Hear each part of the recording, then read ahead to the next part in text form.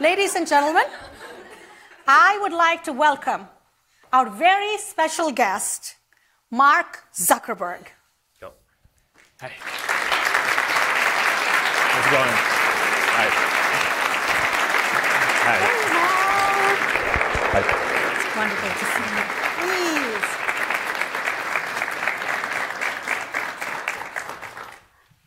Hey. We can't believe this. Good morning, KU. It is an honor to be here with you to conclude this year of travel, and I'm really excited to hear your questions and to talk about everything that I've seen and learned this year. Wonderful, Mark. I cannot tell you how excited we all are. Thank you for taking the time to do this, and we are so grateful you chose the University of Kansas in beautiful Lawrence, Kansas, as your final stop of this year of travel. And I also want to make sure we welcome everyone who's joining us live from all over the world. So, Mark, I want to tell you a little bit. We're here today with several student leaders across campus. We have students here from our consistently #1 ranked School of Public Administration. We have our students from our top 30 public school, business school. And of course, we are very, very proud that today we have here students from our KU ROTC program. We are, especially in advance of Veterans Day, we're very proud that we have all branches of service with our cadets here today. So just wanted to tell you a little bit. And don't worry if I don't mention everyone, but we have students here from journalism and education to engineering and the whole breadth. And they're all eager to see you. So, welcome to the Jayhawk family, and tell me a little bit. Let's start off. I'm sure people are wondering, how did you end up in Kansas? You've traveled to 30 states this year.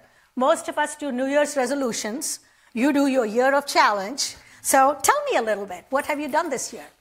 So every year, I try to take on a personal challenge, right? And the reason is I think it's really important to push yourself to learn and improve, both personally and in work. And I think it would be easy, running Facebook, to spend all my time on Facebook. So I try to carve out especially challenging New Year's challenges.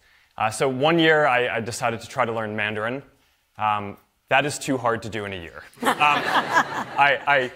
I stuck with it, but I made only a little progress in a year. Last year I tried to run an average of a mile every year. That's pretty achievable.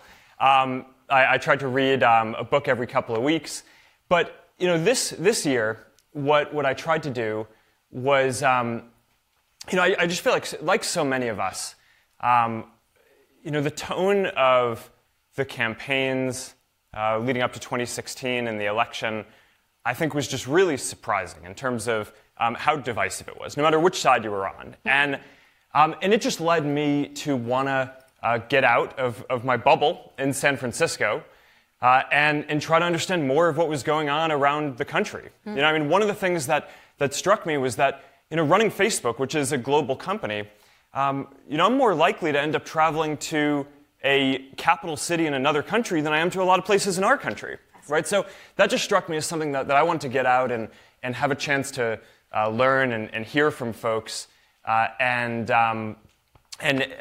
just be able to see how people were thinking about their work and their lives and thinking about the future and the opportunities and what they were worried about. Mm-hmm. And this is something that I think is especially important for people in the tech industry to do, right? Because I talked about this up front when I made the post at the very beginning of the year, but globalization and technology have been important trends that have lifted up and made a lot of progress around the world, but I think we're also starting to see that they've also left a lot of people behind. And there's a big gap in the country, and it's getting bigger. And I think that's at the heart of a lot of the most divisive political debates that we have. And just getting a chance to go out and hear people's perspective on what matters to them. My goal was to listen. I feel like I learned a lot this year, and now I hope to take some of those lessons back with me to the work that I do at Facebook and the Chan Zuckerberg Initiative, which is our philanthropy that we do, to see if we can help make some people's lives better. But it's been a very interesting year, and I highly recommend getting a chance to go out of your bubble and hear people's perspectives in other places if you have the opportunity to do so. I think that's wonderful, and you've raised a number of points that I hope we will explore a little bit more. But I have to start with this. You've been all over the country. You've visited so many places. What's your number one takeaway? If you reflect back on the past year and all the places you've been. Yeah. The biggest takeaway by far, and big theme everywhere that I go, is that community, and especially local community, I think are much more important to people than we realize, and that we give it airtime for. When you think about it, we all get support from three main areas in our lives, right? You have your friends and family, which is the core of your support. We have our communities, whether they're religious organizations, volunteer organizations, school, organizations that look after us and take care of us. And then we have the government safety net, right? When the first two don't do what they need to. And one of the things that I found really surprising, right, is that if you look at the national debate that we have, the vast majority of it focuses on what the government should do. And to some degree, some of the debate focuses on what families need to do to pick up and do what the government isn't going to do. But not that much of the debate focuses on communities. And the thing that just struck me everywhere that I went, right, and I have stories probably from every state that I visited, were how central communities were to people. So, starting from one of the first visits that I made of the year to Texas, I sat down in Waco with a group of ministers. And one of the things that struck me right off the bat was, they were talking about religion and spirituality and what they did, but almost as important in what and how they thought about their role was building community in Waco, right? So they told me stories about how when a plant shut down nearby, one minister said that he knew that he was going to see couples for couples therapy a few weeks later, right? Because of the strain and the stress that puts on people's lives, right? And that's not something that the government can do, right? I mean, that's not something that that in that particular case that the person's family could have done or the people's family could have done. I mean, that's a real community support function that these ministers were providing. Going to a completely different place, I was on the south side of Chicago in the middle of the year, and I was talking to a handful of students at a school there, and they were telling me that every single one of them knew a friend who was in a gang. And I asked them, well, why are your friends in gangs? What's going on that you're in school and your friends are in gangs? And what they said was, we all need community, and we don't have a YMCA here, right? So we don't have a place to go after school to hang out and get together, and we don't have a lot of positive role models in our community that a lot of us can look up to. We have some teachers, but for a lot of people, they don't have a role model. So the gangs provide that, right? They more than anything economic. What they told me was, the gangs provide this feeling of family, right? I mean, one of the kids said, if you can't find love at home, you can find it on the streets. And I mean, that was really striking, right? And it just goes to show, right? Those two examples. I can give you stories from every state that I've been about this, but that need and hunger for community is so deep, and I think that we don't talk about it enough. So if there's one theme that I feel like I've learned this year, and the common thread through I think all of our lives is, we don't agree on everything, right? I mean, on big policy debates and a lot of the national issues, we may not all agree.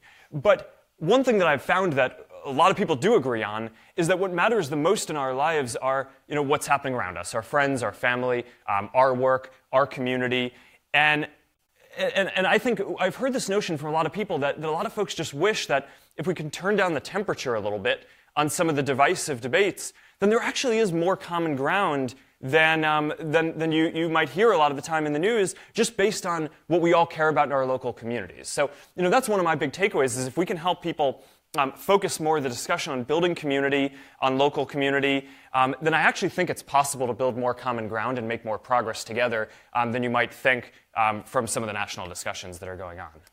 That's a very interesting point. I do agree, humans, we're social animals, we need to belong. But how do we build that community right where we live and try to make a difference? I think that's very well said. I have to ask you though, so what role do you think Facebook plays in building community? I'm asking this quite seriously because I do know that I think of even my own family. For my father, the last year and a half of his life, Facebook was his community. So how could you leverage Facebook for building community for places where these kids in Chicago or other places you've been that say they're looking for community? Well, we're just one company. But we are putting you on the spot. But I do think we can play a role here. And I think that this is so important that earlier this year, I actually changed our company's mission for the first time in our history to now focus on building community. Right? So for the first 10 or 13 years of the company, we were mostly focused on helping people connect with friends and family. And now, we're always going to do that. But now on top of that, we also want to help people build community. And one of the things that I think we first need to internalize is that as a society, we're starting in a little bit of a hole here. Because it's not that community is important and it's in a good place. If you actually start digging into the sociology research, it's actually the case that for the last few decades, membership in all kinds of communities, right, religious, volunteer, all kinds of organizations, has declined as much as 25%. Right, so that is millions and millions of people who need that kind of support from communities who now are not getting it.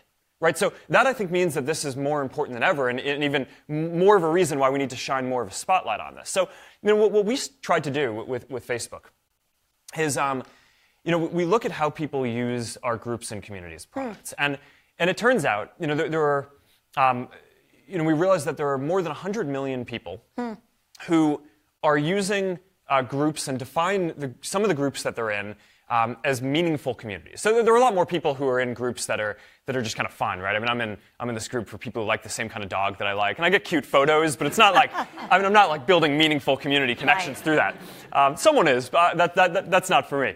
But for me, it was when my dad went in for heart surgery and we formed a community around that. That was meaningful, right? So what we define meaningful communities as, upon joining this, it becomes one of the most meaningful parts of your social support network in your life, right? So think about, you get diagnosed with a rare disease.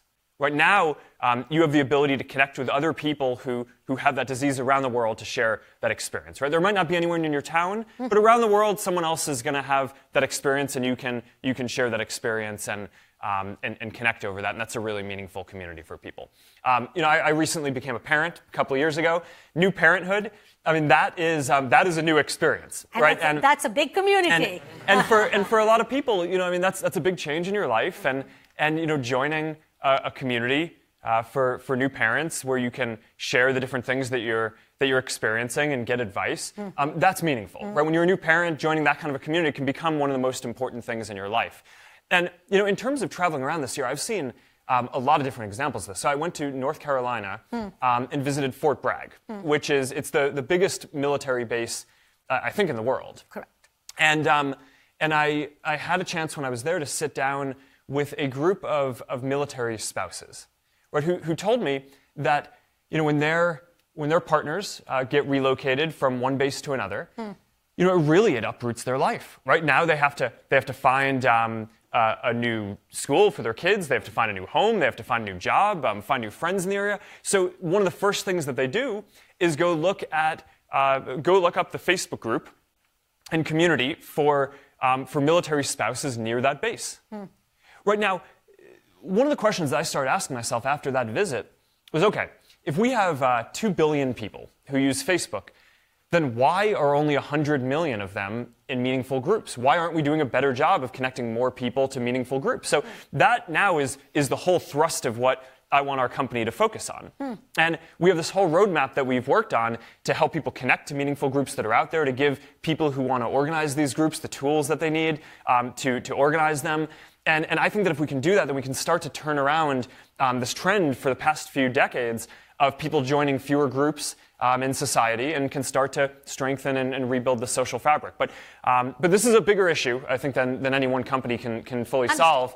But I do think it's really important. I think we all need to do our part to work on this. I think you're absolutely right. I see that too. Like, this is the whole bowling alone phenomenon of how people don't have those groups anymore. But I do like what you're talking about, because I notice on college campuses everywhere all these intersectionalities of identities where people find people that and then use the space to actually physically gather and form community. Yeah. I do have to ask you, we talked about communities at core is not just the value you get and the value you give, but also trust and respect and so on. So let's talk about one of the things you've been asked a lot about recently, and that was Facebook and the role in elections.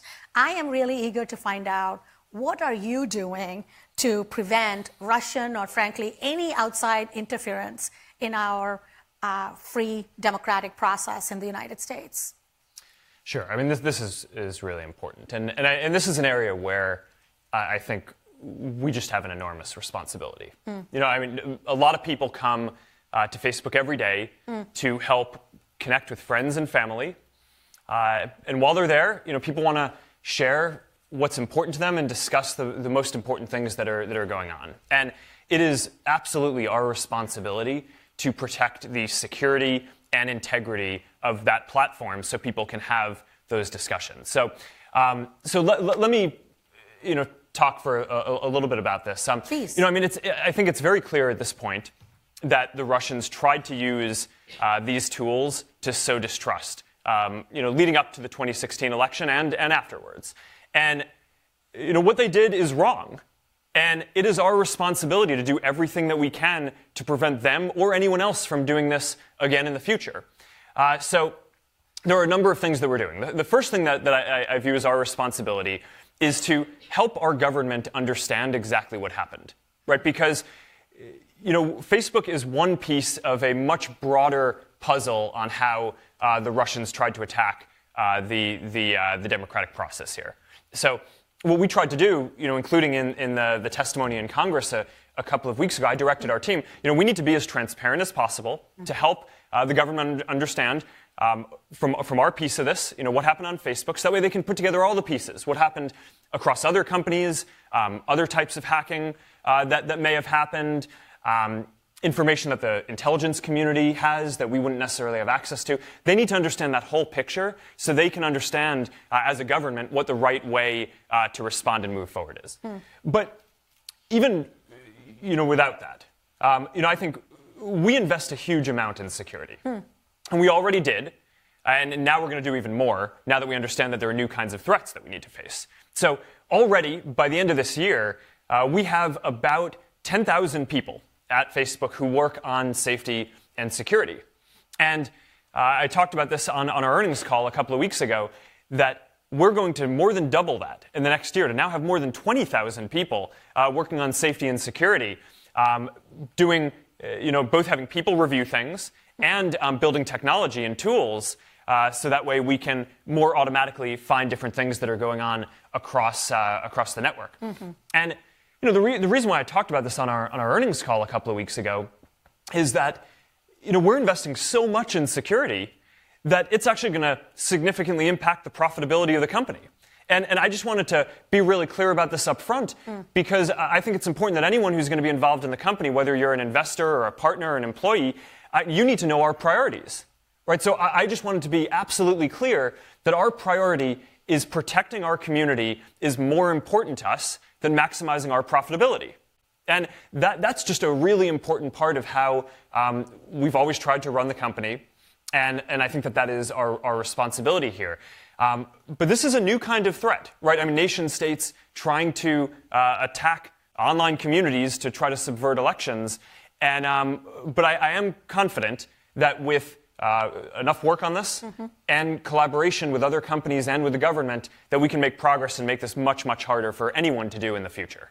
I really appreciate your answer. I think that this is on everybody's minds, and I'm glad we were able to talk about it. And what you say also applies to things like globalization and technology. We've talked about the political threat, but earlier you alluded to it. Across the country, a big topic of conversation is what happens, what's the impact of And I'm going to put them both together because they're so intertwined. They are. Not just the political, but the globalization and technology, the impact on jobs. What does it do to local economies? What have you found in this 1 year of reflection and travel?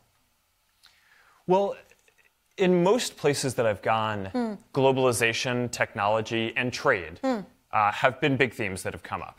And one of the things that really struck me is that when there's a disruption, right? So if you lose a job, that doesn't just impact you and your family in the short term, but it actually it shapes how you think about what you want to do over the long term too, right? So let me give you a couple of examples, right? I was in earlier this year in Millinocket, Maine. It's this town that is just completely. It was built around paper mill. Right, so there was literally no town there before. Then this paper mill company came. It built housing so it could have workers. It built a school there. People in the community and in the neighboring communities knew that if they grew up, they could get a job at the paper mill if they wanted. So it really was very intertwined with the town. And then, for a number of reasons, including globalization and technology, right? Globalization because a lot of the lumber milling work moved a few hundred miles away over to Canada, and technology because now instead of just using wood, more people want to use synthetic wood products that are stronger and cheaper to build homes and other buildings. So for a number of reasons, there's this disruption to the paper mill industry. And so I was talking to a number of the people there, and they're very enterprising and entrepreneurial, and they of course, if you lose a job, you're going to go and work on getting retrained to go do another job. But one of the things that really struck me was, a number of these folks were really afraid that the new job that they were getting trained for was also just going to get replaced by trade or globalization or technology. And I was listening to this, and I was thinking, hey, you just got retrained in something that's a very important modern job. It doesn't seem to me, from what I know at least, like that's really a risk of being replaced over the long term, or for the foreseeable future at least. Short or medium term. But it really was shaping how people were thinking about it. And so one guy even said, I wasn't even sure that I wanted to go get another job because I was so worried that that my job might just get replaced. And so that's interesting because we need him to work, right? We need that productivity in our economy. So if that is making it so that people feel lack of confidence and feel like they can't, it's not worth bothering, right? Because of these trends that happened in the past, then that's a really big deal. Now the flip side of this that I also think is really interesting is there was a guy at that round table that I sat down with who had been in trucking for 30 years. And one of the big discussions in Silicon Valley right now is what's going to happen with self-driving cars and self-driving trucks and all this, and how this is going to affect jobs. And at least in Silicon Valley, I find that a lot of the discussion is actually quite pessimistic, right? In terms of people are worried about the future there. But here was this trucker, and he was not at all worried. He was very optimistic about the future. He said, Millinocket doesn't even have good internet. How are we going to have self-driving trucks? I'm fine, right? And across the country, I've talked to a handful of truckers in Iowa. I went to this truck stop, and I sat down and asked a number of the folks there, and I'm like, okay, how do you think about what's going to happen with self-driving cars and trucks? And it was basically the same attitude, ranging from skepticism that the technology would ever really work enough to make a difference, to optimism that if it did, it would actually be helpful to them rather than disruptive. And you have people who are doing long-haul trucking who are like, all right, it would be great if I could take a nap while my truck was driving itself on the freeway, and then I could go do the last mile. That would increase productivity, and I think that there's a really good case for that. But one of the things that I think is really interesting is if you look at globalization and trade and technology backwards, the people who have been affected by it, it really does leave this emotional disruption as well as this economic disruption to what they think their prospects are going forward. Whereas if you think about things in the future, people are much more optimistic, and I think that that's a case that people probably should be more optimistic about the way that the future can go, and not necessarily quite as worried that just because if something happened in the past, it might happen again in the future. The last thing that I'll say on this is that one thing that I think everyone can agree on, regardless of what you think is going to happen with globalization and trade, is that training for modern jobs is really important, right? So that's why, that's one of the big takeaways from a lot of these trips, and that's why yesterday I was in St. Louis, and we announced as part of Facebook this Facebook Community Boost program. Mm-hmm. Because what we found is, you want to build strong communities. Small local businesses are a really important part of communities, right? I mean, I think we can all name, the small business that not only is creating jobs in our community, but is a place that people come together and hang out and, and connect. That's really the center of the community. So the more that we can do to help entrepreneurs use digital tools to build new businesses that can take existing businesses and grow them.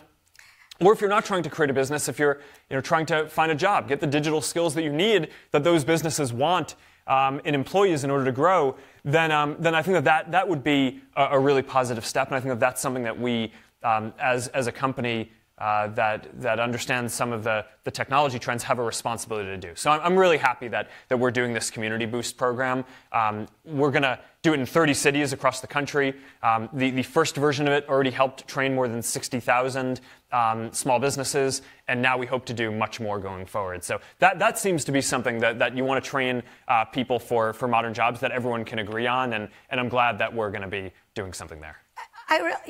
You raise some very, very good points, because it's not just an economic decision. It's a way of life. It's threatening. It's to the community. So we need to shore up the individual and the community to be able to prepare for these changes. I do remember you were talking about some people, though, who were able to use this and say, how will we differentiate ourselves, and turn it into a positive and say, maybe I can't play the price game, but I might compete on quality. Do you know any of those? No, I mean, this is one of the most inspiring things from this year. Is anywhere that you go, there are a lot of challenges, but there are always people making it happen.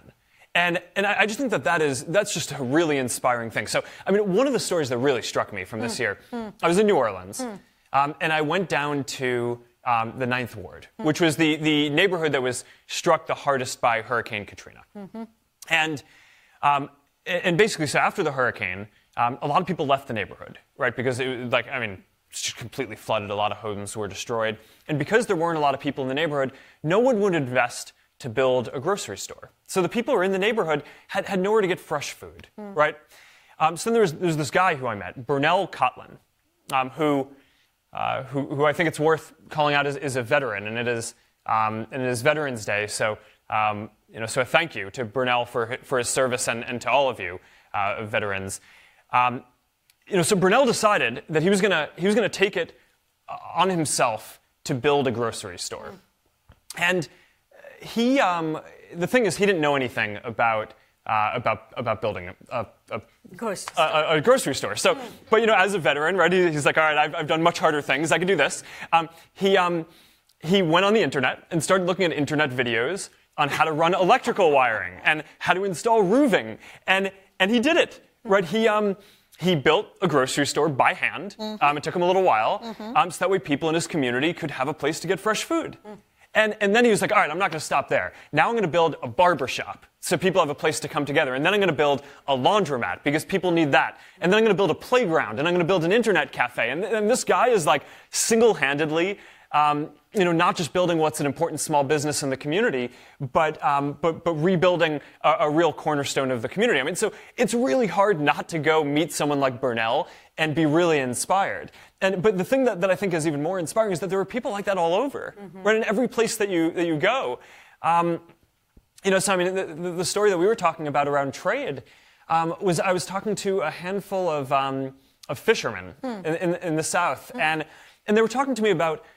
There are real challenges around globalization and trade, right? They were talking about how, there are countries like India, and I think they were saying Vietnam, who subsidize exports, right? So the cost of labor in a lot of these places is cheaper, but then on top of that, if you have the Indian government subsidizing the fish exports that you put out, then it's probably pretty hard for Americans to compete on price in some places. So I was going around, and there were a group of 10 folks, and they were talking about how this was a really big challenge in their businesses. And then, of course, there's the one business that kind of figures it out, right? And is like, all right, we're gonna take this this challenge and turn it into a big opportunity. And what they'd figured out was, okay, now that there's more international trade, what they were going to do is not just sell their seafood locally, but sell it internationally too, and sell it as a premium American product, right? So not try to compete on price, but try to kind of flip the whole thing on its head. And so that to me is just, that's like the American spirit, right? That's the entrepreneurial spirit. It's like you go around all these places, and yeah, we have challenges, right? Whether they're things that are due to our policies around globalization or trade, or whether they're natural disasters like Katrina. But there are always people who are trying to work through it and who are coming up with innovative solutions. Just yesterday, I was in Centralia, Missouri, right on my last stop before I came out here. And I was talking to these two brothers. There's young guys. It's 25 and 21 years old. And they run one of the largest free-range egg farms in the country. And you talk to them, and it's like, all right, you guys are the future, right? You're 25 and 21 years old. You've been doing this since middle and high school, right? And yeah, and they have to deal with different regulations that come up. At one point they had to downsize their chicken farm from 25,000 chickens to 7,000 because of some regulations that they needed to manage. But you just get the sense, talking to these folks in their spirit, that they're going to make it happen, right? They're going to figure this out, and it's just inspiring to see. Well, I love all the examples you're giving, but because I do believe small business, without question, so far outpaces big business in terms of number of jobs created, number of people hired, etc. Yeah. But it's also the nobility of business. When they do that, they're building community as well. Yeah, the stats. 60% of people who work at small businesses, small and medium businesses. Even though I want all my entrepreneurs listening to go ahead and feel free to build businesses like yours. We're not against big business at all. We started small too. I know. Let's talk about, this has been fascinating, and thank you for your answers. I've been curious. 30 stops, and of course, you have to end up in Kansas to cap it off, which we're grateful for. Is there something that has truly surprised you that you didn't expect to see? What would you say? And maybe even something that maybe disappointed you to see? The biggest surprise by far has been the extent of the opioid issues. And it is really saddening to see. I think people are pretty widely familiar with some of the stats at this point. In 2016, 64,000 people died of drug overdoses. And that's more people than died from AIDS at the peak of the AIDS epidemic. That is more people more Americans than died in the whole Vietnam War. It is more people than die of car accidents and gun violence, I think, combined. And it's growing quickly. So, from 2015 to 2016, I think the number of drug overdose deaths went up by almost 20%. But, you sit down with some of these folks and you just get a sense of how intense both the forces at play are and the impacts on the community. I sat down with a group of recovering heroin addicts in Dayton, Ohio, and I was just asking them to explain it to me. And they're like, well, look, when you're a heroin addict, you're not trying to overdose and die. One woman told me, she said, you're trying to, I at least was trying to shoot up enough to get as close as I could without dying. She's like, oh my God. One man told me, sorry, this stuff is just really upsetting to talk about. One man told me that he was with his friend who was shooting up and started to overdose, and all that he could think about was, I wonder who that guy's dealer is, because that must be really good stuff. And so this is like, so that's just intense, right? This is really. But then you get the sense of how it impacts, not just on a health basis, but everyone around them in the community, right? So I talked to, police officers, right, in Dayton, and they said one day they had 29 overdose calls that they had to go respond to. And one of the thoughts that was going through her mind was, it's important to respond to these. This is critical, but this is also straining our resources, and I wonder what other things that we're not getting to because we have this issue as well to deal with. I think going across the country this year, one of the things that struck me that I don't think we all fully internalize is how this epidemic has affected people's attitudes more broadly on policy issues. Not just, even if it were only a public health crisis, it would be one of the worst public health crises we've ever faced. But there's a lot of data, if you look at political science research, that suggests that one of the biggest correlations with people who voted Democrat and then voted Republican were the counties that had the highest density of opioid-related deaths. One story that just really struck me, that blew me away, I was in Alabama, and I was talking to this guy on his shrimping boat. And I asked him, what issues are you worried about for the country? And he said, terrorism. And it just struck me. I'm like, all right, you're in somewhat rural Alabama. Are you worried for your safety here that someone is going to blow up a bomb? He's like, no, that's not it. He's like, the issue is that there are all these drugs in our community. And I can't hire people because I don't want people on my shrimping boat who are going to be on drugs. I'm fearful for my daughter and her and all the crime that's going on in our city and in our town. And I know that a lot of these drugs are coming in from other places in other countries. And I just think that harm that other places are doing is a big issue for the country. And I mean, so that was like, all right, that's a bunch of issues tied up together, right? That I think people don't think about, right? So, and I think it's easy for a lot of folks who just think about a given policy issue to segment these things, right? And say, okay, here's a public health crisis. Here are a set of immigration issues. Here are a set of public safety issues and jobs, and how do you find people who can do the work? But I think that what you find across the country is that for a lot of people, the attitudes towards a lot of these things are very connected. And I actually think that the opioid issues, I think being so pervasive, have likely had more of an effect on some people's attitudes towards public issues than I think we fully realize. Now, I do think that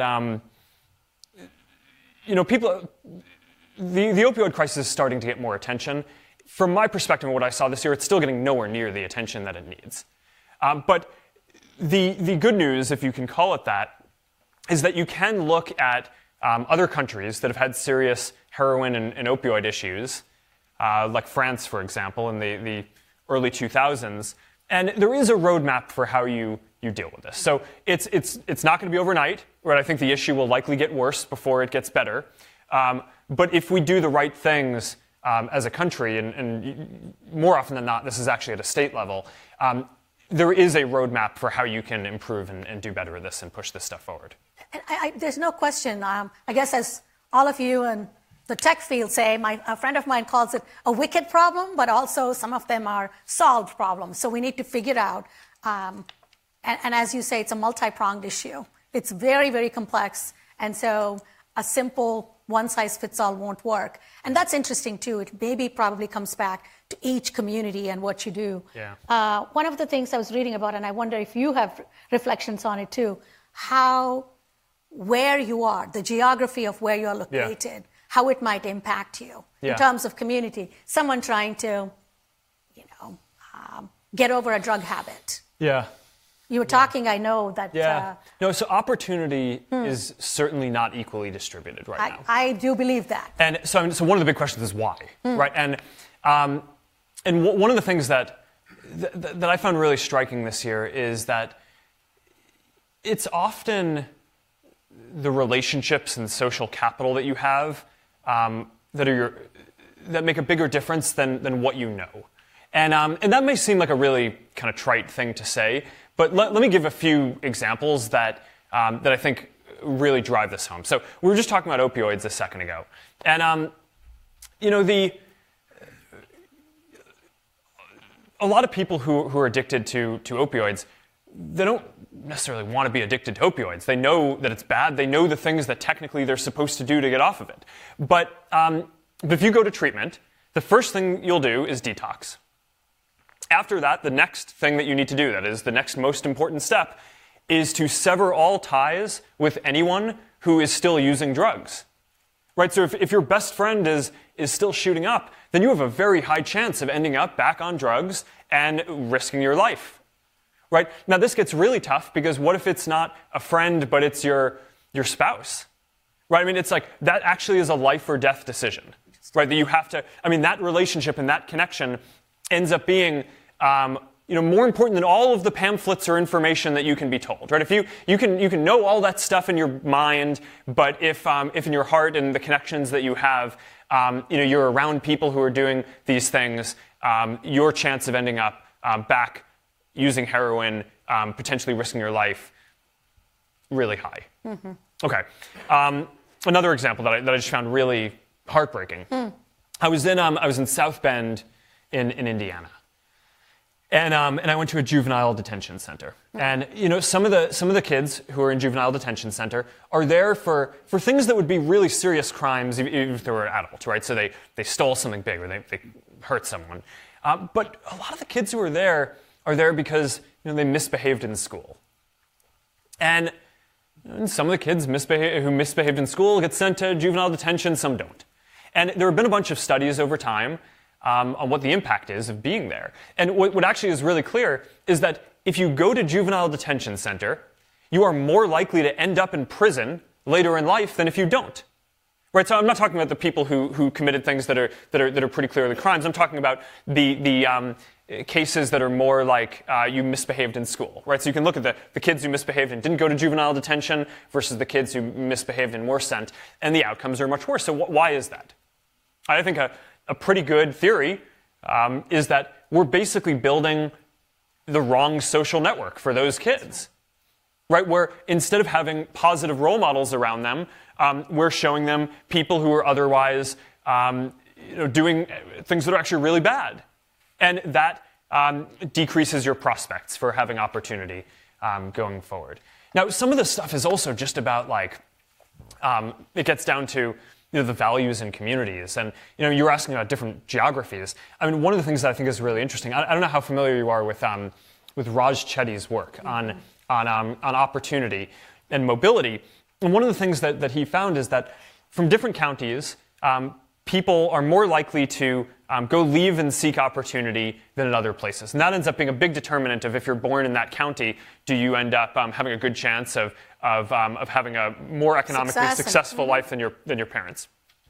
And and you do see these anecdotes. I was in Iowa, and a small town in Wilton, Iowa, and I went to this candy kitchen, it's called, and I got a milkshake, and I was talking to the girl who was making the milkshake, and I was like, all right, what do you want to be when you grow up? And she's like, I want to move to Atlanta and be a dental hygienist.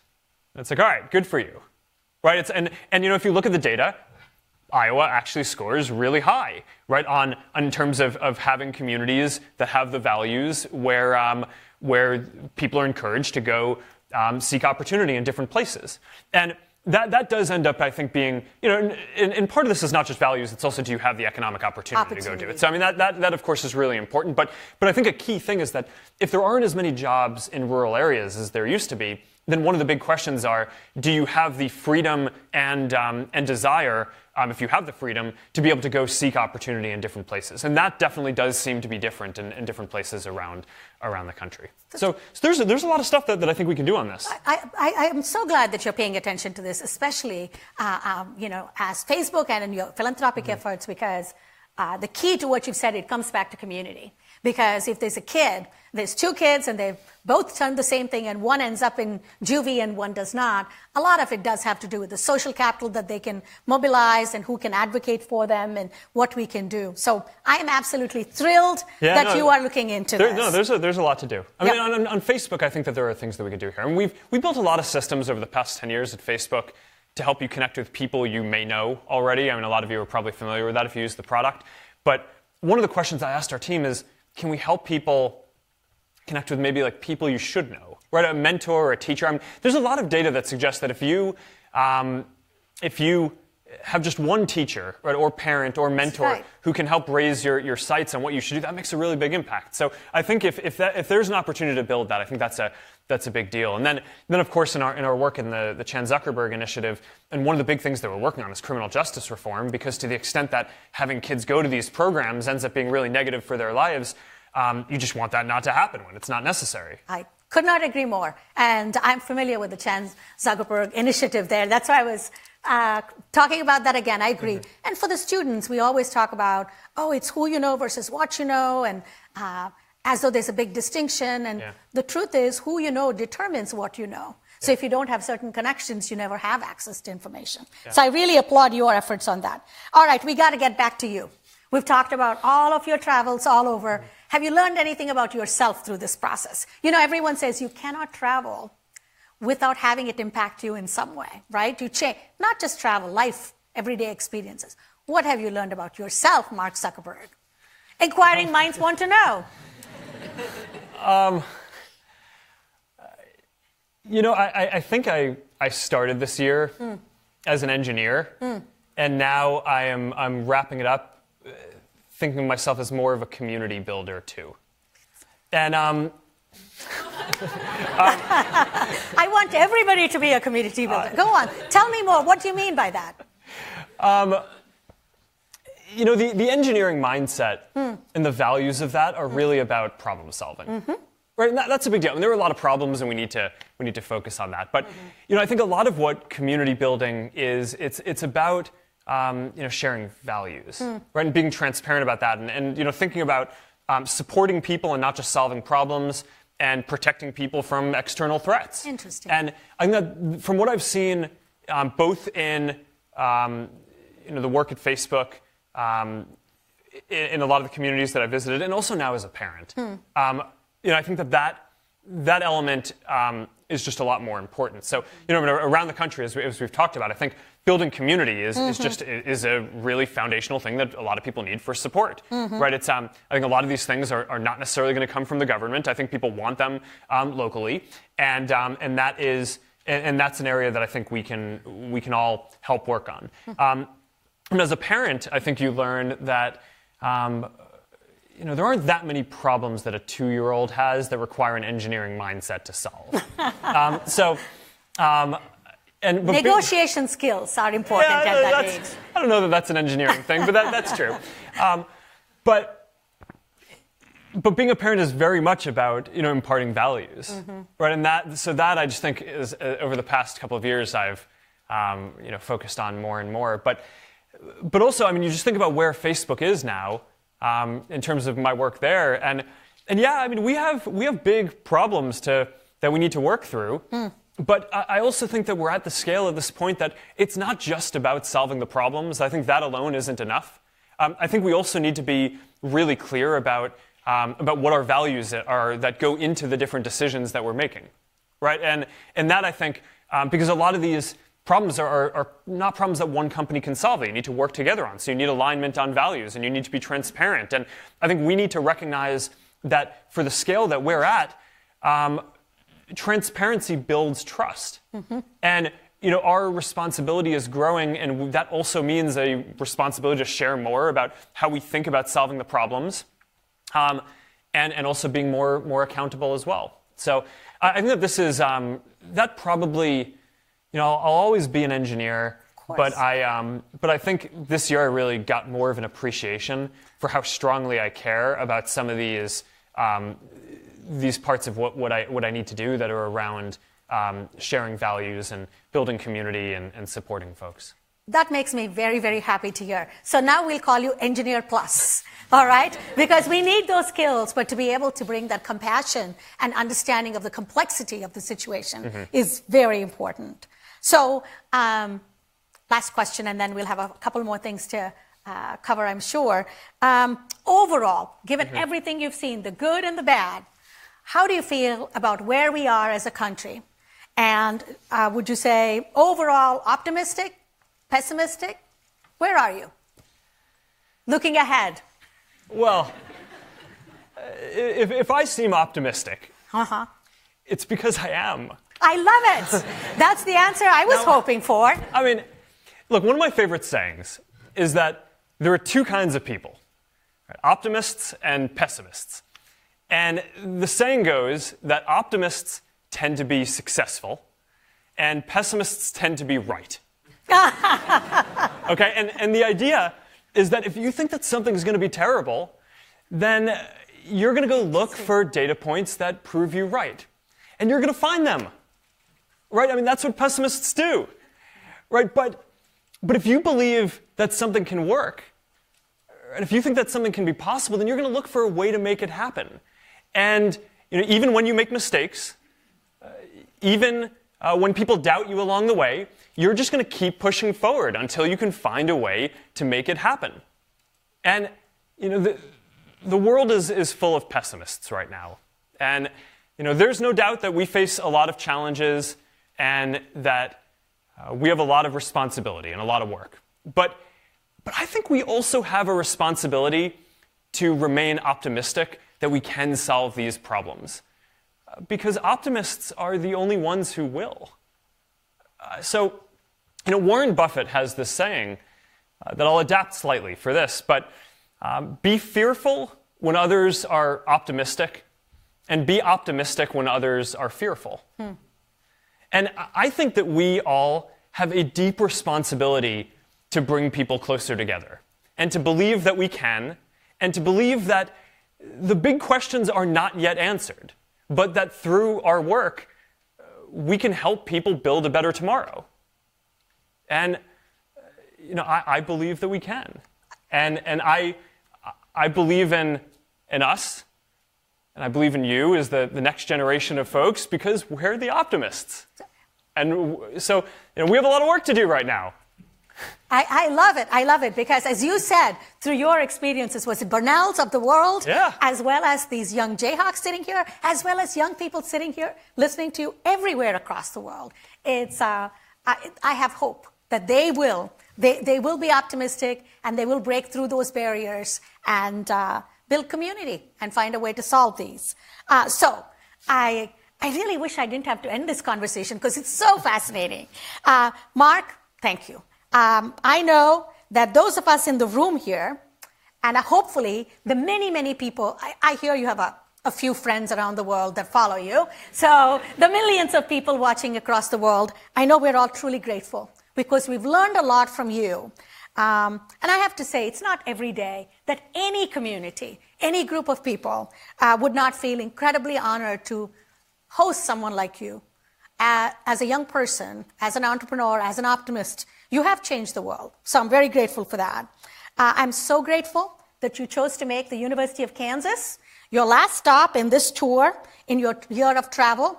And personally, I have to put in, thank you for making me a cool mom to my daughter, because she's very skeptical. If you meet her, you'll know. I just want you to know that we think you are now part of our family, Jayhawk family, and I want you to come back. We don't care when or how. Do we not want him to come back? Yes? Welcome back anytime. It's just been, wholeheartedly I say, you make me optimistic about the future. Thank you. Thank you. And thank you all for coming out. Thank you, KU. What a great way to end the year of travel. So thank you so much. Thank you so much. Rock chalk.